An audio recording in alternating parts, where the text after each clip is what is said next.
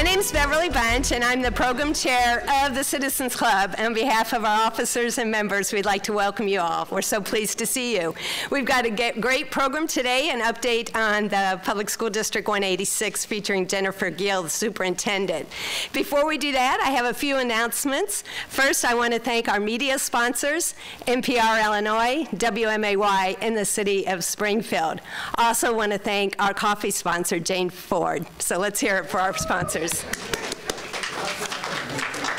I also want to give you a preview of what's coming up. We're pleased to announce that the Citizens Club, in partnership with NPR Illinois and hosted by our AARP Springfield, will be hosting a mayoral candidates forum. That'll be at our normal time in February 24th at 8 a.m., but we're expecting a bigger crowd, so we will move downstairs. I do have a flyer. We'll be in the LRS Theater on the first floor, and we're not going to have coffee, so be sure to grab your coffee before. John Kilker, our president, said, please warn them. We will encourage you to submit questions. You can see there, forum nprillinois.org is the email address. If you have suggested questions, please submit them. We can't guarantee we'll get them all in, but we'll do as best as we can to get a variety of questions. And then following in February, we'll return to our normal programming and coffee time. And March 24th, we will have a program on the Pillsbury plant site. A lot's been happening there. You may hear they got a $2 million grant from the federal government recently, and a lot of information that we think will be helpful to share with our community. And then in April 28th, we're honored to have a program featuring Illinois Supreme Court Justice Lisa Holder White. So please mark your calendars. We meet normally on the fourth Friday at 8 a.m. We do encourage you, if you're not a member, to consider joining. Our dues are $30 per year, and any officer can tell you how to make the contribution, or we usually have a table at the outer part. So it's my pleasure to introduce the moderator for today, Mr. Dominic Watson. He is the vice president of the Citizens Club. He also is president of the Springfield Black Chamber of Commerce and the Springfield Project Community Development Corporation. More recently, he founded CAP 1908, which is a center on the east side focused on assisting underserved populations, addressing needs such as financial literacy, business and workforce development, and youth empowerment. Dominic?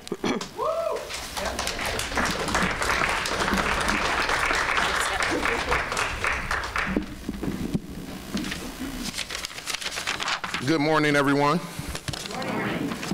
All right. So I have the honor of introducing my friend, Superintendent Jennifer Gill. And her bio really doesn't fully convey the impact that she's made on the Springfield community, being a lifelong resident of Springfield. She got her bachelor's degree from the Eastern Illinois University. Bachelor's of Science in Education. She earned her Master's of Arts degree in Education Administration and her certificate in Advanced Studies in Leadership Education with a superintendent's endorsement. Moving along, she's progressed in her career. She began her teaching career in Jacksonville Public Schools as a 5th grade teacher. She was also a teacher and building principal at Vachel Lindsay and McLennard Elementary. During her tenure at McLennard, earned an Improving School Award from the Illinois State Board of Education for significant student achievement and gains in a high-poverty school setting. Superintendent Gill, during her tenure as superintendent, managed a development of a facility plan which led to the approval of the Sangamon County sales tax for facility improvements. The district strives to create environments that are equitable, student-centered, safe, secure, and welcoming with up-to-date infrastructure.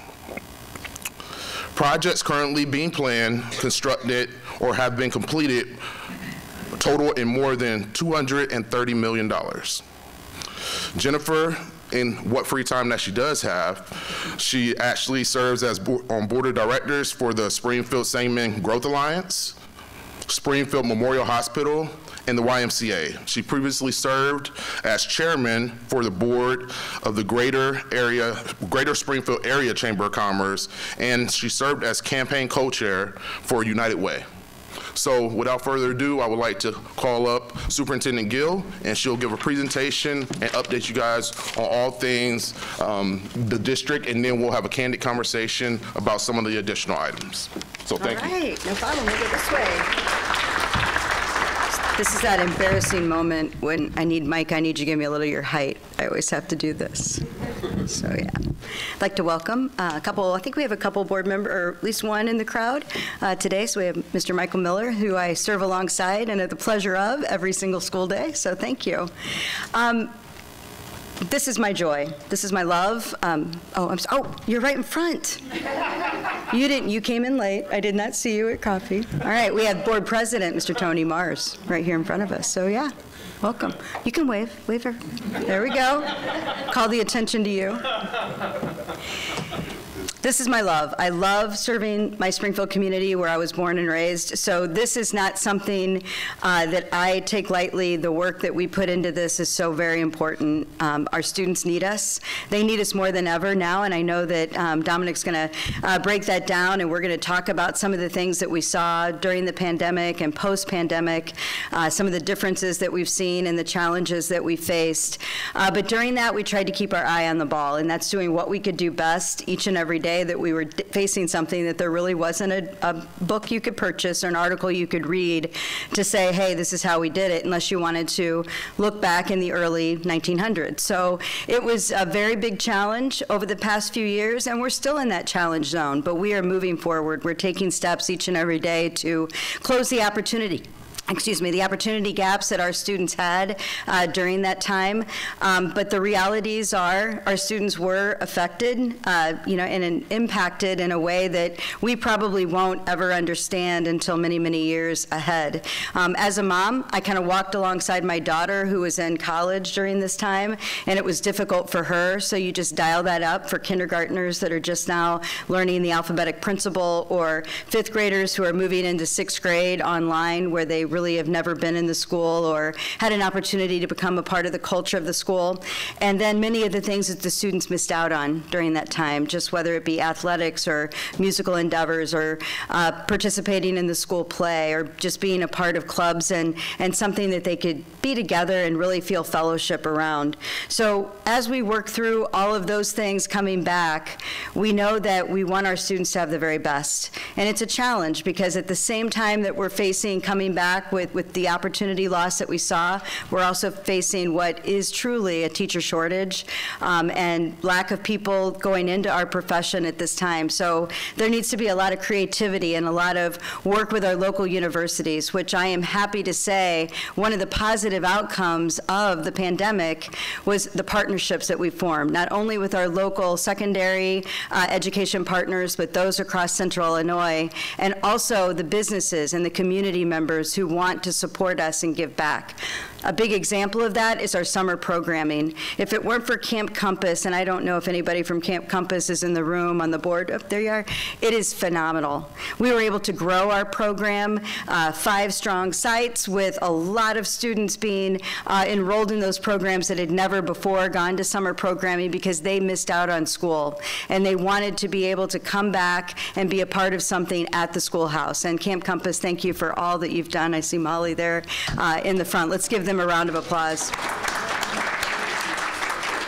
Partnering, using our staff, but their ingenuity and creativity to help us run those programs when our staff need that break from the regular practice was great. And having it be a camp-like Compass, camp-like setting, like Camp Compass sets up, is something that tipped into all of our programs. The YMCA is here. We had a great program that we started just last summer where kids were utilizing their programs and having summer learning.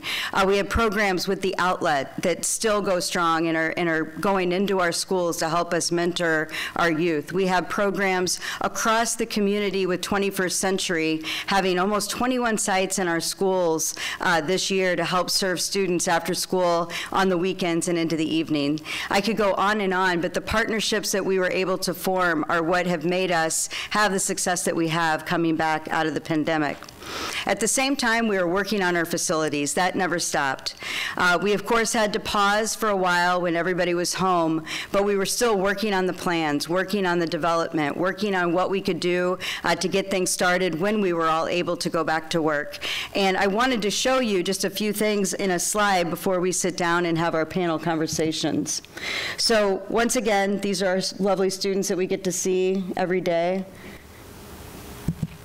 And our schools, our future is still our theme. We know that when we have schools that are in good condition, when we have schools that are modern, they really draw in our families and they draw in our students. And that's what we want to do to help the economic well-being of our community, is have the best schools that we possibly can have, not only in what they look like, but the programming that goes on inside. But when you have programs that aren't in kind of the new fancy looking buildings, you get people shopping around a little bit. And we want to make sure that we have the best facilities for our students so that they feel safe every day and that they have the things that they need and they really enjoy. One great quote from the new Franklin Middle School, which you'll see, a student said, "Dad, it looks like college," because they'd gone on a college visit with their older sibling and they saw the cafeteria and they're like, "It looks like the college." So it was pretty cool. All right, so these are the completed or substantially completed, just finally doing the last little tick off the list: Blackhawk, Butler, Du Bois, Fairview, Sandburg, Franklin, Grant, Jefferson, and Washington. So our middle schools all received extensive additions to their cafeteria space. Those cafeterias were built in a time when kids went home for lunch, so they were very, very small. Didn't really, weren't suffice for the numbers that we had in our schools. Outdoor eating spaces and additional classroom space, as well as some really important renos on restroom facilities. And all of our other schools that you see here got additions, safe and secure entrances, and just updated and modern looks to their school. So two that you see here, the bottom is Franklin Middle School, and the top is the new entrance into Blackhawk Elementary School, which used to be a back door with a dumpster not too far away. So we were really happy to give Blackhawk that new front entrance and library space. So our next projects that are in this first phase, which is actually kind of coming down to the wire, we have health, life, safety, which are just those natural Band-Aids that you put on schools all the time, roofs, HV systems, things of that nature, flooring, paving, roofing projects. Wilcox Elementary will be getting this summer a new secure entrance. The new elementary school is still in the works, and we're working on a great location for that school to consolidate our three smallest schools in the district: Hazeldale, Laketown, and Southern View. New Owen Marsh, which will be built right there next to where Owen Marsh is already, because they had land available and ready. Springfield High School, we're in the renovation cycle where we're looking at what do we do, what is the design going to look like, where are we going to put the new addition. So we're just in the very much planning stage of that, but that will come starting next school year. And then Southeast Fieldhouse, which is also going to be in design coming soon, and that will have a full indoor track that is eligible for IHSA meets, and it will be something like we don't have anywhere in our community, and we're really looking forward to having that at Southeast High School as a district-wide facility.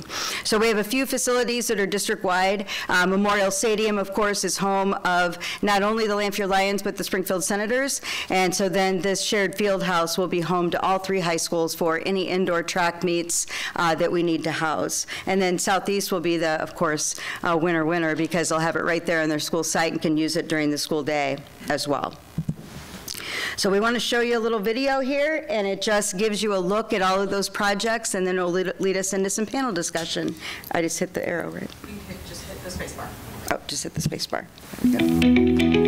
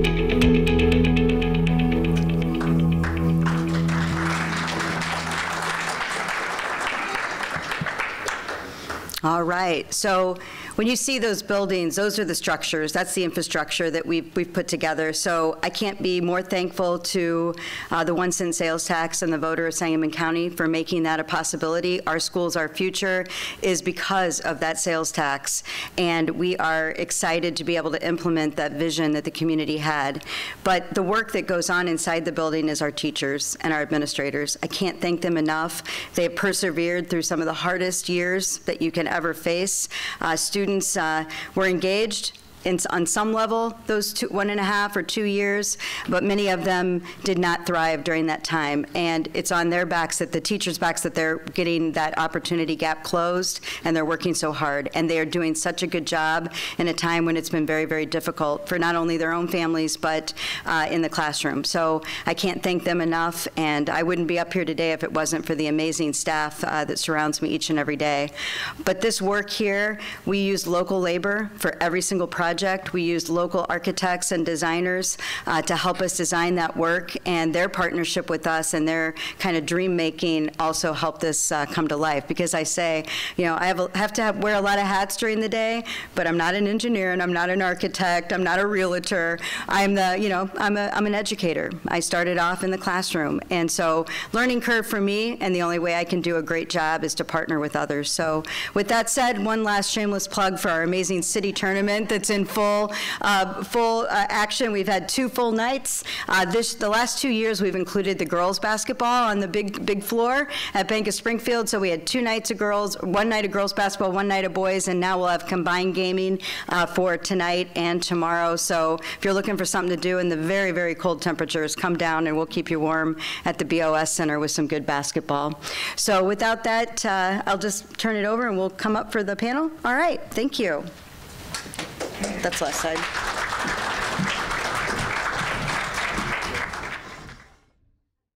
Thank you, Superintendent Gill, for the amazing presentation. It looks like a lot of exciting things are taking place in the district, but I'm going to lead with probably the toughest question that you faced all year. Okay. And since we had the city tournament in the background, can we lead with what's your favorite part? And you have to choose. Okay. I won't say favorite team, but favorite part of city tournament. Okay, hands down, it's our community coming together. When people are like, oh, isn't that exhausting for 4 days? I get to see just about every person I've ever worked with or know in our community or partner with. Everybody comes out for at least one of the nights. It's been pretty awesome to be able to see everybody come out and support the kids. Right behind that would be the cheering. I absolutely love, the spirit that the kids bring for District 186 or their respective school, SHG and District 186 schools. This has been a tradition in our lives forever. Good basketball, good fun, but it's the cheering and the people that make it the best. Okay, perfect. So you don't have a team, right? You don't have you're rooting for. I have to wear my district logo. All right. Very neutral. All right. Well said. Well said, Superintendent. So you spoke about the exciting construction, and a lot of the phase 1 is either wrapping up or in the tail end of the work. Mm-hmm. Could you speak to the community partnerships that have really made this happen, whether it be on the front end, securing the tax, or some of the the engineering construction firms, or any of just the community as a whole rallying around this process? Right. I mean, and the cool thing about that is we've used so many of them. We did a full RFP process for all of our architects and engineers that are working on the design and the actual construction.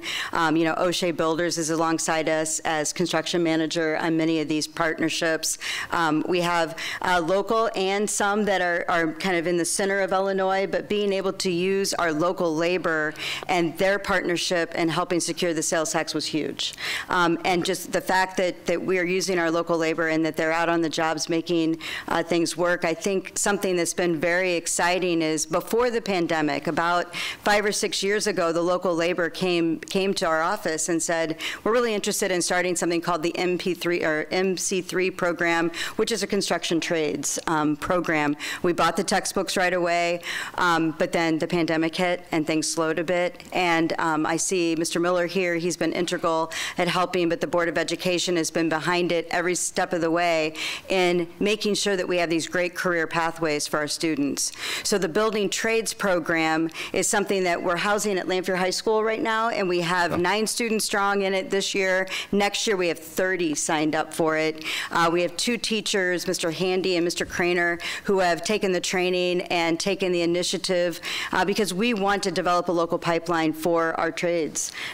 They're busy right now. If you drive downtown and you drive by the state capitol, or you drive around town and you see all the work that Springfield Clinic and Memorial Health Systems is doing, they're busy. And we need to make sure that we're building a pipeline for more workers. And I know that there's already a couple success stories of students going straight into the trades, and we want to support them. Lincoln Land and CACC are our partners in this work as well. Oh, that's great. And you spoke about the importance of workforce pipeline programs. I know that there are more programs than just the construction trade programs. Yes. Can you highlight a couple of the other programs throughout the district? Certainly. Well, we've always had a strong, long-standing relationship with the Springfield SIU School of Medicine and the pipeline for the P4 program for students that are interested in going into the medical field upon graduation. We also have a partnership with St. John's, and they have an NP3, kind of, going off of that other, which is nurse practitioner program for 3 years. They go, and hopefully we'll be able to move right into a nursing program. Sangamon CEO, business entrepreneurship. I just had an opportunity to speak to that class this week. 7:15 in the morning, they're up going to school, and then they miss their first hour and come to the schools after that. And it's not only all 4 high schools here in Springfield, but those across our Sangamon County as well. These are just some of the programs that are starting to grow because students see the benefit in them. But we also have a great new program. It's a leadership strand this year, and we're partnering with SMTD, Memorial Hospital, and also McGraw-Hill, which is the McGraw Family Industries, which is McDonald's here in town. But the students are part of that on their Wednesday early dismissal. So at the end of their day, instead of going home like a lot of students do, they're going to a class. They're housed at Memorial in their new Innovation Center, and it's a really cool course because they're not just talking about the career, but the leadership and the kind of softer skills that you need to go into an industry and think of yourself.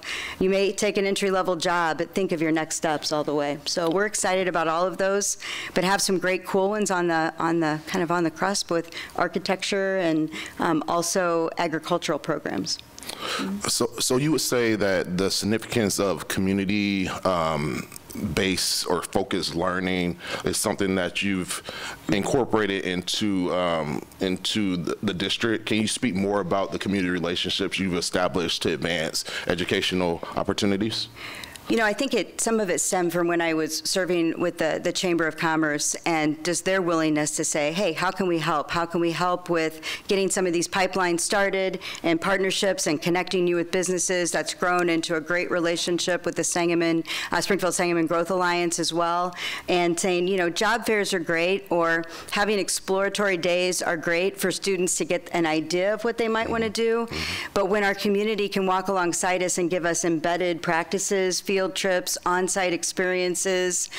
O'Shea and actually Westside Christian Church has given a lot of money to help us with the Building Trades program and just get off the ground, whether it be helping with tools, helping with work boots. Those are always things that we're looking to supplement and support our programming. But now with our Lanphier redesign, we're going to be able to have an actual hub in the school that will be built for the Building Trades class. And those are the visions that we have for our future. But if the students don't have anywhere to go or a mentor or somebody to walk alongside them, then it's not as successful. Absolutely. Thank you for that. So recently, the district has made great strides to ensure that our youth feel safe within the schools. Can you speak to some of those changes that that you all have made in the past? Well, probably. 2 or 3 years. 2, 3+ years. Could you speak to that? Yeah, it's one of those things that it it's one of the struggles that I have every morning is thinking, is everybody safe? Or have we done everything we can possibly do today to make sure our students feel safe and secure? So a couple of the big things that we've done, first of all, there's secure entrances that are being built in all of our new construction and going back and retrofitted into all of our other schools across the city that aren't getting big construction pieces right now, to where there's a buzz in, then you're in an area, and then there's another buzz into the office where you sign in, check in, and then yet another buzz in to get out into the schools. That's helpful. We've secured and worked with local partners to put in security cameras just about everywhere, so it always makes me laugh when kids try to, do a little vandalism, or we have a little problem. Like, you do know we have cameras like everywhere. It's not the best idea to even out, it's outside, inside, and those all directly link to our 911 service. So our 911 service can have access to those cameras at any time to see any incident, fire, anything that might be happening and occurring, and that's a big upgrade to our system. A few years ago, the only camera we had in a school was just right at the front door. So now they're pretty much everywhere in all angles, outside and inside of the building, of course, where they're appropriate. So that's been a big plus. This past 2 years, of course, we've been on a kind of a path of putting in metal detectors at all of our middle and high schools, just to make sure we have one more added layer of security each and every day. And those can be obviously used at our bigger events as well, football games and things where we draw a lot of people, basketball. So with that being said, those are some of the biggest things that we've done infrastructure-wise. But I think safety is a feeling as well. It's a sense of belonging. It's making sure that you have that connectedness with caring adults in the building each and every day. It's about having activities after school where you can go, where it's safe to be with others and have fun and get the things you need, after school snack, tutoring support. So those are all the community partnerships that we have as well in place. So all of those kind of go around to an overarching feeling of safety. No, that's great. And, obviously, the day-to-day operations of overseeing a district, overseeing various schools, ensuring that that staff is responding to the needs of youth is one of your top priorities. But can you speak to some of the challenges that exist as it relates to, well, actually not some of the challenges, but overcoming the challenges of alternative programs. So some youth need different services. They may need different resources. The traditional setting of, sitting in a school, during 6 hours or 5 hours out of the day may not fit them due to challenges with behavior. Can you speak to some of the alternative programs that exist as it relates to community relationships, et cetera? Yeah, I mean, we have several alternative programs. One thing that I always want everyone to know is that when you see a student get to the place in their schooling where they have to go to a different setting, like suspension, perhaps expelled. We never expel them just to the street with nothing. We have community partners. NAACP has an alternative program that helps us greatly with that. And so we've got a great teacher, and we've got a great program there, and a lot of community support, and a lot of volunteers that come around and help our students that are in need. And we also have Douglas Prep that's been around for many, many years, and we have Springfield Learning Academy, which is in Lawrence.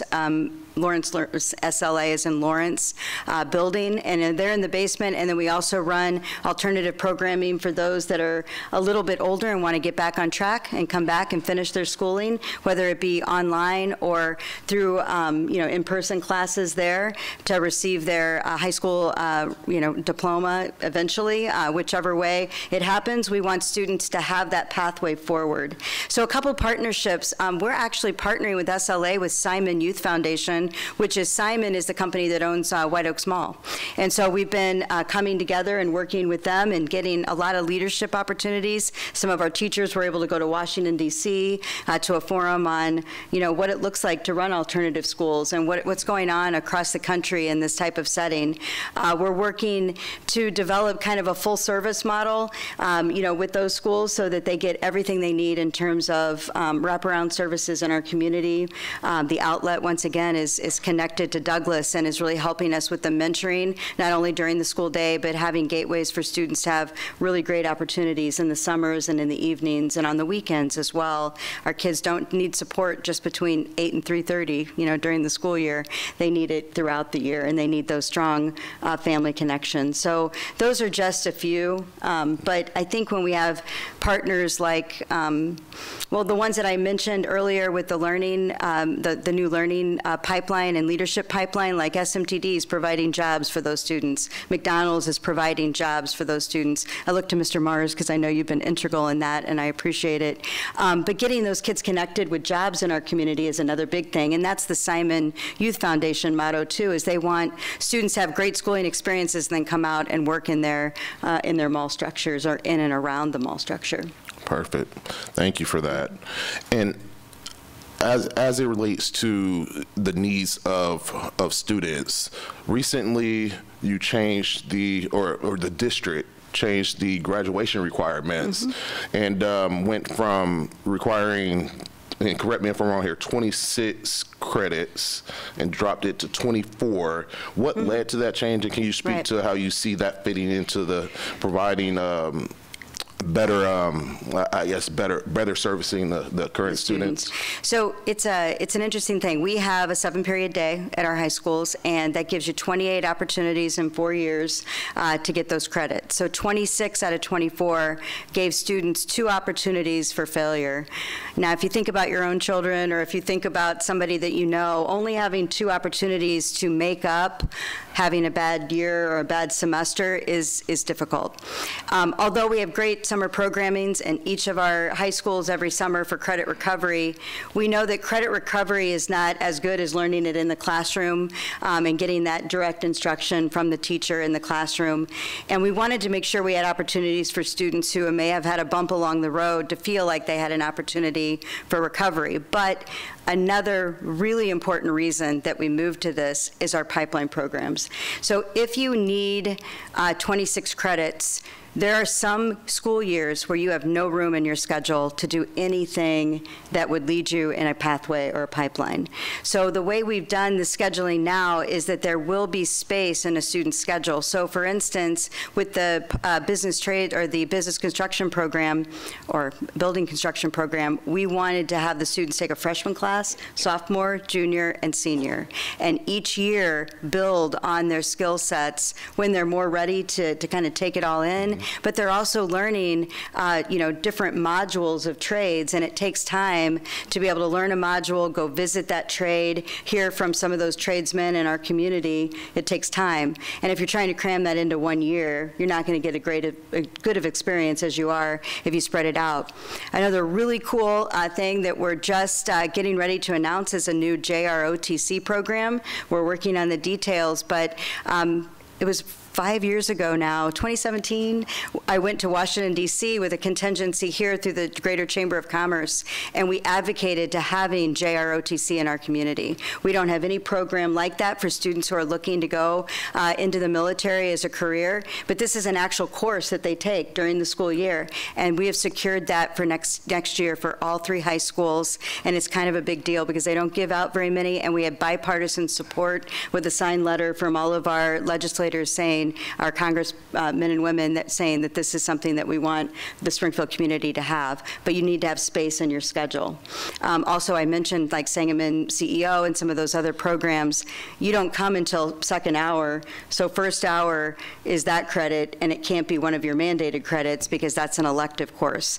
So you just have to find space in your schedule to be creative, and to be creative, it's means that you have to look at things differently.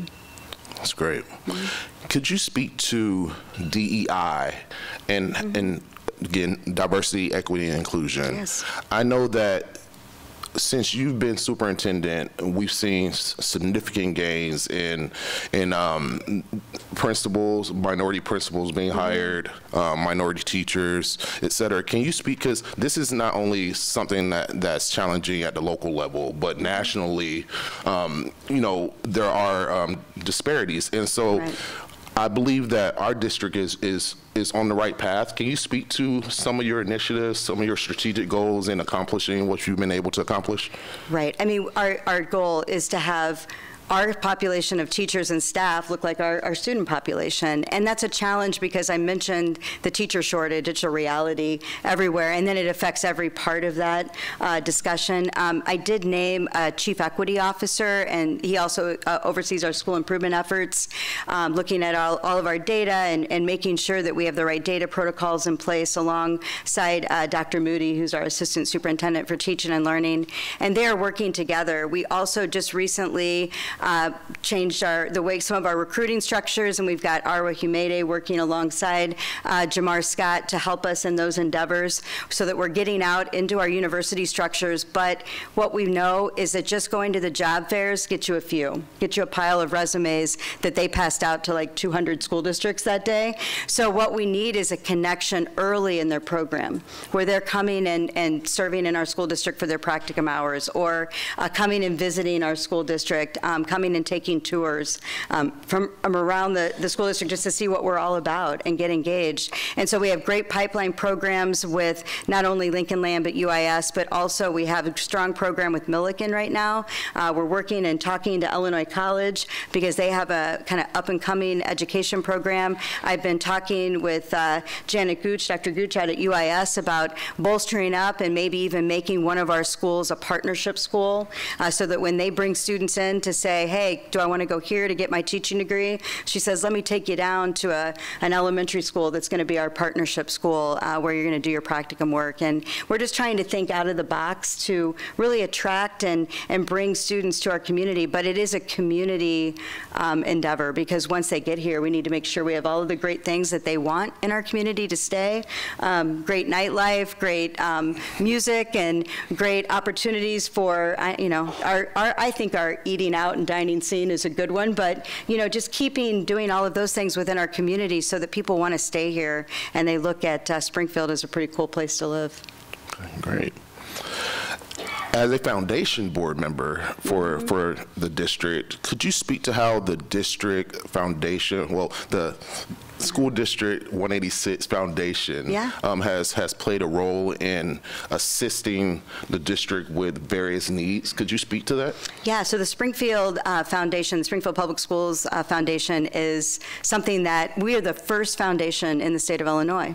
So Dr. Miedema kind of had that goal back in the day when I was in elementary school, I believe, and set that dream up, and it has been an amazing resource to our schools. So when you serve on the foundation board, you get to look through a lot of teacher grants. We try to make the foundation a place where teachers can come and ask for the things they need, whether they be extracurricular items for any of our sports teams, just those little extra things that they may need, whether it be a bigger project that a teacher has said, I really wanted to do this, but I need just a little bit of funds to get started or some items to get things kicked off the ground.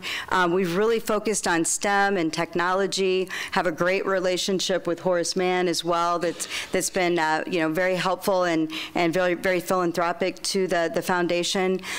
We have a new foundation grant in honor of Mike Zimmers, who passed away earlier this year while serving on the board, and he's got an endowment that he started before he passed away, but now it's even larger because of the generous donation of our community in his honor to help fund teachers who want to go do creative professional development that might be outside of our general community area but need help with travel or help with stay or help with entrance fees. So that's a brand new one that's just getting kicked off the ground. So when we have a foundation that supports our teachers and they can go and say, hey, I really need a new classroom library. Mine's looking a little tattered and worn after sending books home during the pandemic, or a school that says we really need some additional technology needs, we have a group that will help us do that. That's great. That's great. And I am a board member, so that was a shameless plug. March 11th is the foundation dinner. March 11th, it is. Hopefully you have your tickets. I would like to really bring this all full circle with your current, I guess it's more of a mantra, with our schools, our future. Mm-hmm. That's such an impactful statement. Our schools, our future. Could you speak to that, and how do you envision the district in the future? Like, what are your goals and aspirations for the district long term? Honestly, I think that the traditional high school that maybe all of us were raised in is something that our future doesn't need. It needs something more creative. It needs something where kids are able to incorporate technology as a piece of learning that they have. It's not something separate that you learn how to use the computer, but that the computer is how you learn.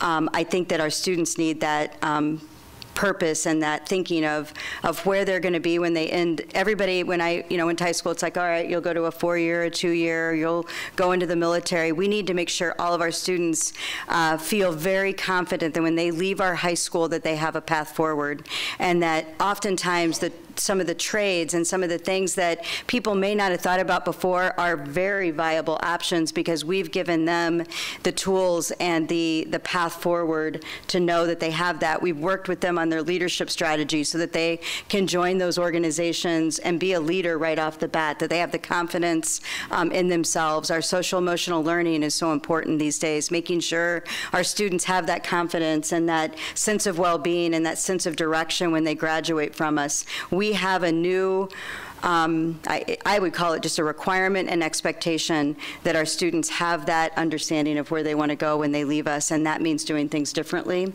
And it's a struggle sometimes when you take small steps to try to do things different. It means that scheduling looks different. It's harder. It may be not traditional just between the hours of 8:30 and 3:30. I mentioned that a lot of these programs are happening very early in the morning, and that's because kids are willing to get up and do them to get the experiences. And just looking at how we can change our outlook on what school looks like is very important. But I think the one thing that I haven't mentioned is the importance of walking alongside the families.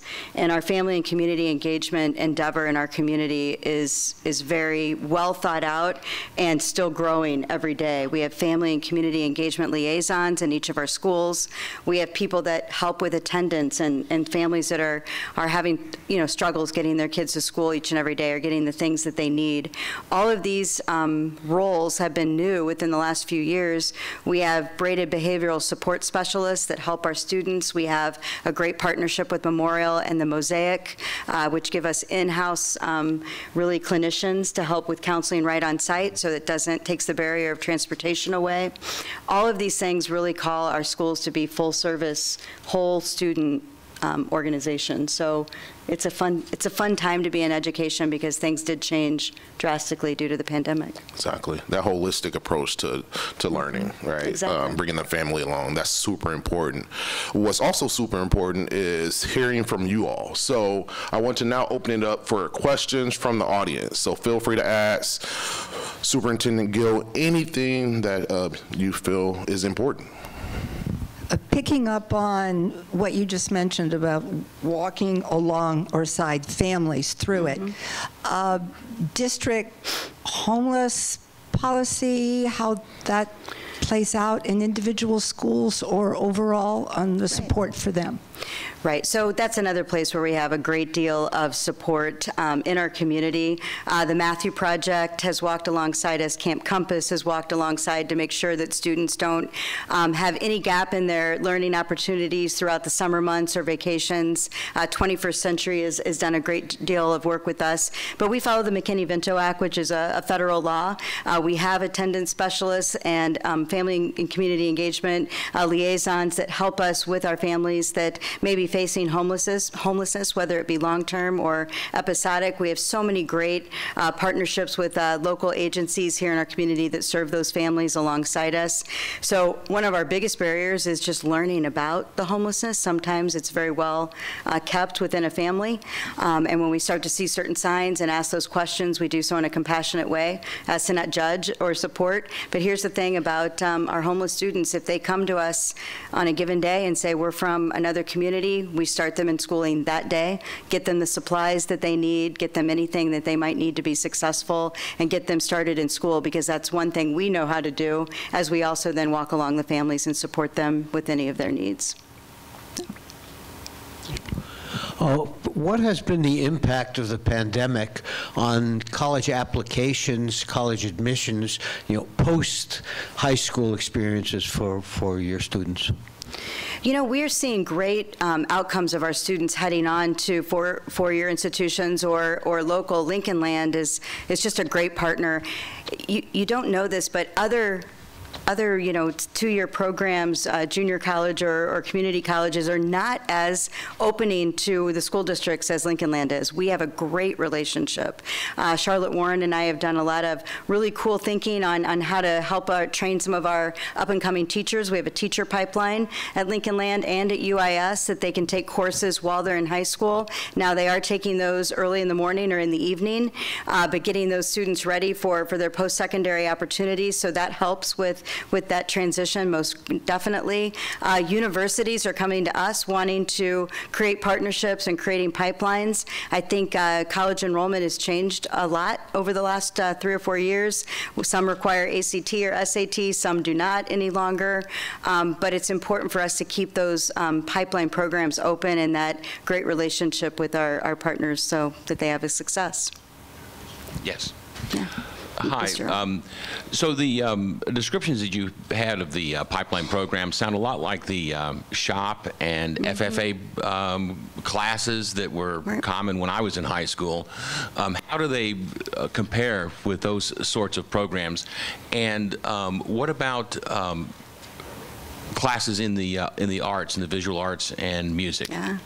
Yeah. So I don't know if you come down to City Tournament, you get a great showcase of all of our arts programs that are online. We have a great display right now at the Springfield Art Association. Art is exceptional. It's our students that have special needs displaying their artwork down there, and they have it like a true showroom. It's beautiful. We have arts alive and well in all 3 of our high schools.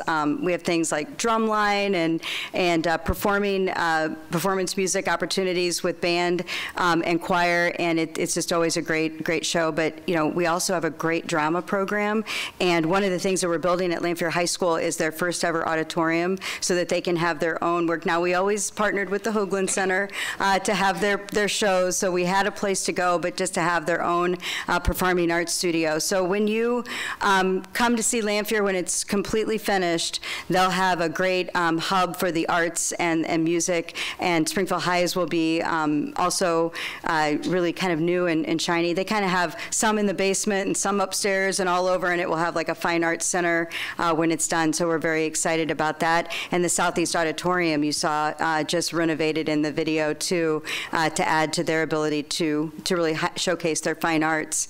But when we talk about those old pipeline programs that you discussed, somebody once told me everything always comes back around. You just have to be in education long enough, and that is absolutely true, and I didn't want to believe it, but it is. And I think that what we're trying to do is just take that into the next level and to do what it is for us today in our society. For instance, I was just talking to somebody the other day about needing to really support our students in learning new technology skills and programming and cybersecurity. All of those things are leading parts of our world that you can get a job in right out of school. And so we have a huge expectation on our shoulders to make sure we develop these pipelines over time. I participated in those programs. A lot of times they were exploratory, or you could take a shop class, but not as connected to the community and not as connected to college and career when you leave. So we want to make sure that those pipelines are strong, that we start to bring back that work. But we also utilize our partner in the CACC program, Capital Area Career Center. We take students out there that have the right credit structure so that they can go out there and spend a whole half day in a variety of programming. So we have to utilize our partners in our community and make sure that we have a strong stance. But the one thing that was detrimental to getting out to CACC was the fact that we had the 26 credits. So now taking it down to 24, if they're on track, they can go out to CACC. And we always want to do everything that can get that child to come to school, no matter what it is. And we all know that sometimes it's not the heavy academics that get people up out of bed and excited every morning. It's the one class that they're going to have later in the day that they're really excited about. And if they don't do all that other work, they're not going to get to that. So Absolutely. It's pretty cool. I know there was back here. Okay. Good morning. I work for AARP. That's my shameless plug. And yes. I'm just wondering, you were talking about the students being creative with their credits. Have you ever thought about having maybe some of the students that are going out to CACC or that are excelling in technology maybe work with a partnership with an older organization, and they could work with teaching older adults that are still trying to learn how to work that world of technology? Because I do know that we would be real happy to help you with that. Yeah. Well, I think we need to talk after that. I know my mom and dad would be proud. They're strong members. So, yeah, it's awesome. Yeah. Thank you, sir. Hi, I've been a member, or I'm a product of District 186, Great. and now I own a commercial cleaning company. Okay. I've been part of this community my entire life. Being so, I have hundreds of family and friends who are administrators and faculty of District 186. Yes. Something that pops up often, especially now, is the need for help with cleaning and sanitizing the schools. Has there ever been any conversations about partnering with a local private company to potentially help complement your current custodial staff that's overworked and a lot of times understaffed to help keep your kids safe and healthy? You know, any type of third-party contract, we do run some of them, you know, through the school district. We always, we have a strong Local 15 union, you know, presence in our schools, and we'd want to work alongside our union partners to make sure that, you know, all of those things were considered in bringing in personnel and third-party contracts. But, you know, that's not unheard of, and we do supplement sometimes when we have flooding or anything else that might happen and have a little bit more of a need for outside services. We have done that as well. But it's something that maybe we could talk with our director of O&M alongside me and see what might be possible. Thank you. He's got the mic. Good morning, Jennifer. Hello. Could you discuss the hard achievement data you're collecting to use for school improvement, particularly minority student achievement, and particularly at the high school? Certainly. So, He used to be my boss, okay, so shameless plug for that. Taught me a lot about the importance of looking at data and school improvement. Here's what we do, Tom. We triangulate our data and making sure that we have sources from many different parts of a student's life, not just, you know, one test, one time a year that the state provides to us. All of our students, of course, take the SAT their junior year, but that's not a real good piece of data to judge any day-to-day school improvement. We do give the NWEA MAP assessment 3 times a year to our students that give us an indicator of how they're progressing through grade level standards, but also we look at things like attendance data and what type of courses they're taking, looking at their success rate in their academic courses and what we can do to help them improve in their knowledge of the grade level standards and the courses that they're taking through pre and post examinations, both formative and summative.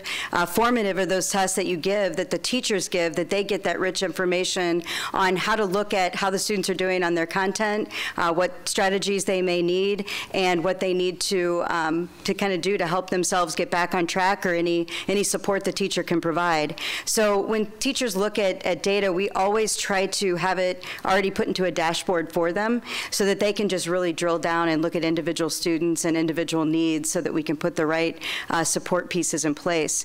We look at that for students that are taking any level of coursework throughout our district, but also those that are taking AP tests, for instance. We just had a great workshop this week, had all of our AP teachers and our department chairs at the high schools come together and look at how those students are achieving in those advanced placement classes, the strategies that they need to be successful on the AP exam.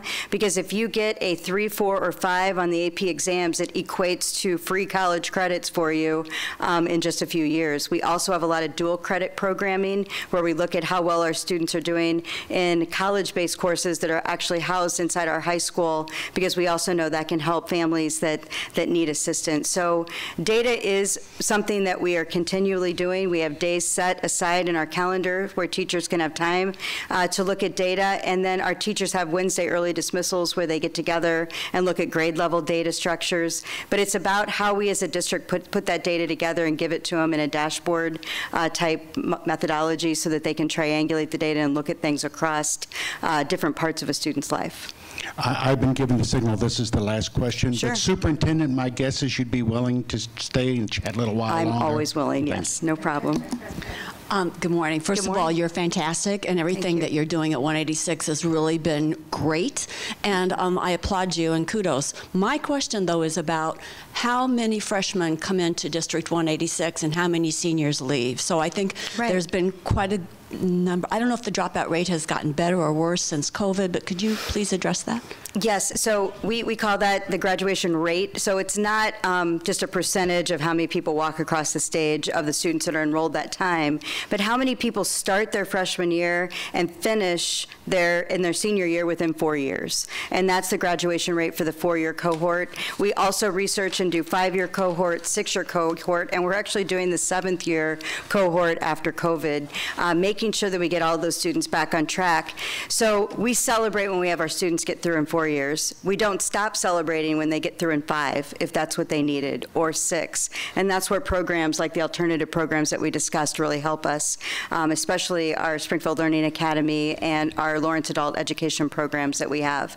So with that being said, we also have a data piece called Freshmen on Track, and that's one of the things that we triangulate with our data. So that means if students have graduated with all of their at least 4 core classes passed after their freshman year, and they have a certain level of attendance, they have the best chance of graduating within those 4 years. So in places and pockets where we've seen some concern with our freshmen on track, we've actually put freshmen on track specialists at Lanphier High School this year, where we have somebody who's monitoring just those freshmen who did not have that freshman on track status coming out of their freshman year, and she's working alongside them to get them back on track. So she had great outcomes. So 32 kids that she was tracking, and 12 of them are now back on track after 1 semester of their sophomore year by taking credit recovery courses, getting them coming to school on a regular basis, and getting them back on track. So we know that sometimes when things are tough, we can't ignore the data. We can't just discount students. We have to give them the supports that they need to be successful, and that's a true definition of equity. It's giving every student what they need at the time that they need it so that they can be successful. Absolutely. Thank you, Superintendent Gill. We thoroughly appreciated this update. Thank you. You're welcome anytime you want to come in and, and update us about all things that are District 186. A couple housekeeping items. If you have not become a member of the Citizens Club, please do so before you leave. $30, $30. You can't get this value anywhere else. I'll just be honest with you. Again, thank you to all who attended. Just to highlight, our next Citizens Club conversation will be February 24th, Friday, February 24th. Friday, February 24th. I'll say it one more time. Friday, February 24th. There'll be a conversation around a mayoral race. So we'll have both candidates present, and if you saw them a couple days ago, you know that it's going to be a highly contested conversation. So, so please come out on, again, I'll let you guys say it, February 24th. All righty. So on your way out, grab a membership card, or do we have membership cards? Just grab one of us, and we'll get the check from you. Thank you again. See you later. All right, thank you.